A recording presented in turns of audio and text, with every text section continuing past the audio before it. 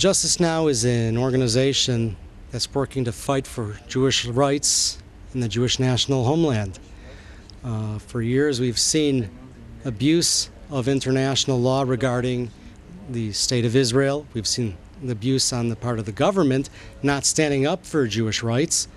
And we've seen other countries make demands of Israel that violate our rights. The state of Israel has never asserted its rights to the whole of Eretz Israel.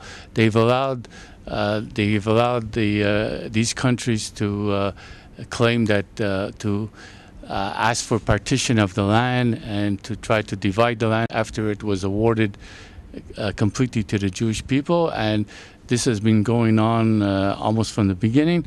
And now the United Nations did that in the UN Partition Resolution of November 29, 1947. They did not have the authority to divide the land between Jews and Arabs, because under the mandate, under Article 5, the land could not be ceded to any foreign government.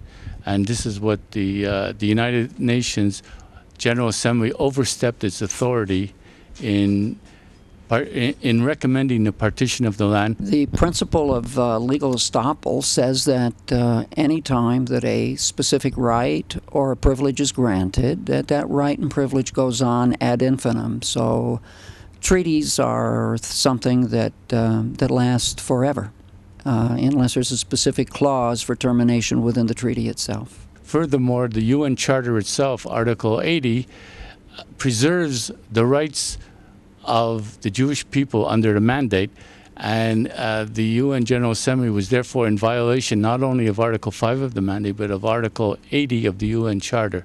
We hope that we're going to be sending an official letter to President Obama to advise him of his violations of the Anglo-American Treaty. And we hope that he's going to take this opportunity to back away from his present plans for a halt to construction in Judea and Samaria and in eastern Jerusalem. If he doesn't do that, then our next step will be to file a summons and complaint in the U.S. District Court.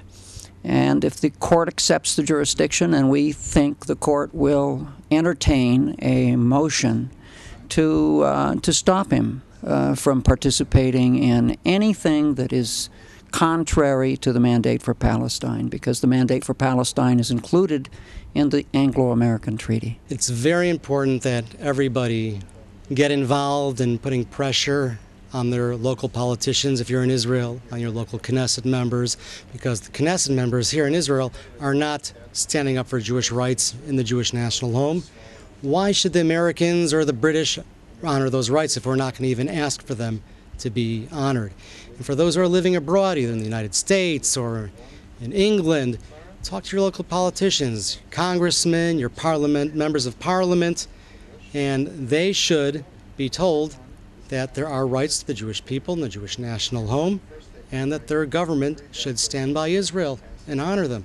The UN organization is run by groups of nations banded together in separate groups, and they go more by political considerations, particularly of the Arab and Muslim nations, than they do for legal considerations. If they went by strict law, the United Nations would not ever advise the partition of the land or ever recognize the existence of a so-called Palestinian nation, which was unheard of before 1969, which is when the United Nations General Assembly started to pass resolutions recognizing the Palestinian nation that Golda Meir said never existed, because during all of Golda Meir's life, she was told by the Arabs of Palestine, mandated Palestine, that there is no such thing as a Palestine. And that was the Arab version. And Palestine at that time was synonymous with the Jewish people and the Jewish national home. And therefore, the United Nations and the Arab League states have twisted the whole idea of Palestine and changed it from a Jewish national home into a so-called Arab land.